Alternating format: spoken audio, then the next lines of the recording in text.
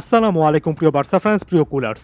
Barca যখন আরও একবার একটা ব্যর্থ সিজন একেবারে কমপ্লিট করে ফেলছে, তখন বাকি ম্যাচগুলোকে ছাপিয়ে আগামী সিজনে বার্সার প্ল্যান কি হতে যাচ্ছে, ট্রান্সফারে বার্সেলোনার ইন আউট কি হবে, অর্থনৈতিক অবস্থা কি, এই বিষয়গুলোকে কেন্দ্র করে তুমুল আলোচনা চলছে এই মুহূর্তে। বার্সাকে কেন্দ্র করে অনেক অনেক রিউমার, এবং আমি প্রথমত একেবারে স্পষ্টত বলতে চাই, বার্সার ক্ষেত্রে আমার যে জিনিসটা রীতিমতো একজন বার্সা ফ্যান হিসেবে হার্ট করে, সেটা হচ্ছে বার্সার পিআর টিম যেভাবে ব্যাপারগুলোকে প্রচার করে। বার্সার এই জিনিসটা বোঝা উচিত যে অনেক প্লেয়ারই হয়তোবা তাদের টার্গেট লিস্টে থাকবে, তবে ওই প্লেয়ারদেরকে আসলে টার্গেট করেই অতিরিক্ত আলোচনা করা এবং নিজেরাই মিডিয়াতে ইনফরমেশনগুলো লিক করাটা আসলে আর ভালো কোনো খবর হচ্ছে না।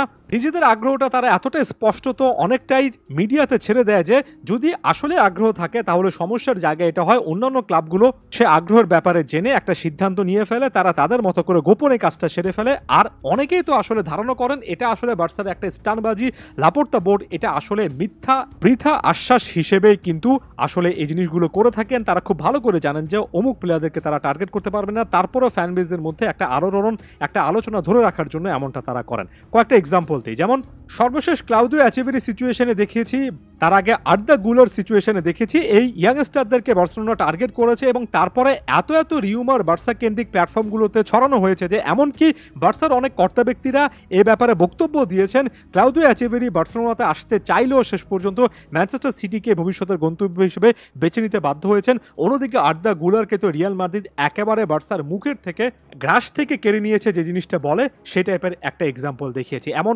অনেক অনেক এক্সাম্পল প্রায় প্রতিটা সিজনে খুঁজে পাবেন। ইয়াংস্টারদের ক্ষেত্রে বার্সার এই অতিরিক্ত আলোচনা অনেক ক্ষেত্রে ক্ষতির কারণ হচ্ছে, এটা বন্ধ করা উচিত।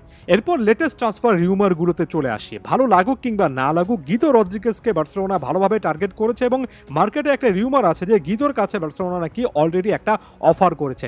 এখন আমি এর আগের একটা ভিডিওতে গিদো রদ্রিগেজ বার্সার জন্য ভালো একটা সাইনিং হবে এমন কথা বলে বারবার করে কিন্তু বলেছি আমি মূলত ইকোনমিক টার্মটাতে এখানে ফোকাস করতে চাই।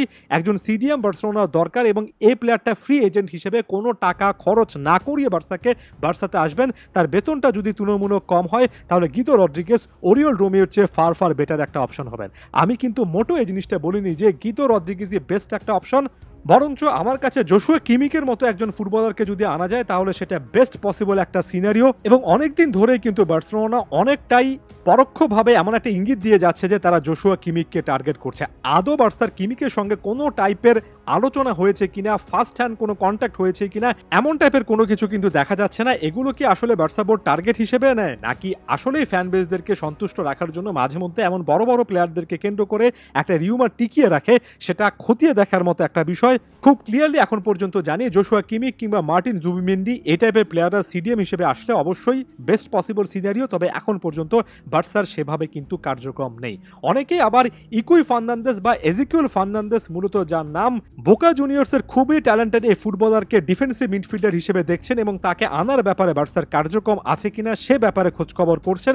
হালকা একটা রিউমার শোনা যাচ্ছে, আরও কিছুদিন অপেক্ষা করতে চাই আসলে ইকুই ফার্নান্দেসকে ঘিরে বার্সার কোনো প্ল্যান আছে কিনা।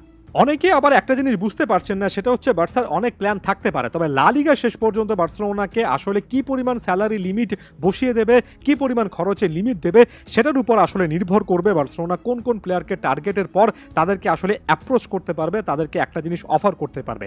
যেমন সর্বশেষ একটা ভিডিওতে বলেছি নাইকি ডিলের নতুন একটা ভার্সন আসছে, এবং বার্সার আশা হচ্ছে ওভারঅল বার্সেলোনা যে অ্যাকাউন্টিংটা শো করবে, তারা দেখাবে যে তারা একটা হালকা লাভ করেছে, এবং তারা 1:1 রুলে ফিরে যেতে চায়, অর্থাৎ ট্রান্সফারে একজন প্লেয়ারকে বিক্রি করে 1 টাকা ইনকাম করলে 1 টাকা অন্য প্লেয়ারকে কেনার ক্ষেত্রে খরচ করা যাবে, এমন একটা রুলে ফিরে যেতে চায়।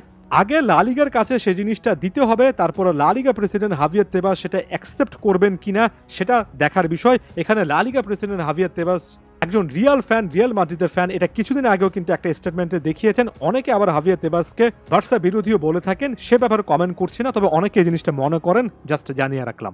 দিন শেষে লা লিগা বার্সাকে আসলে কতটুকু অ্যালাউ করবে সেটা একটা ক্রুশাল ফ্যাক্টর, এবং এগুলোর ভিড়ে এই জিনিসটা ভুলে যাবেন না একজন ফ্র্যাঙ্কি ডিয়ং, এমনকি রোনাল আরাহু এরাও কিন্তু বিক্রির লিস্টে চলে আসতে পারেন, এমন টাইপের গুঞ্জনও কিন্তু জোরালো হচ্ছে।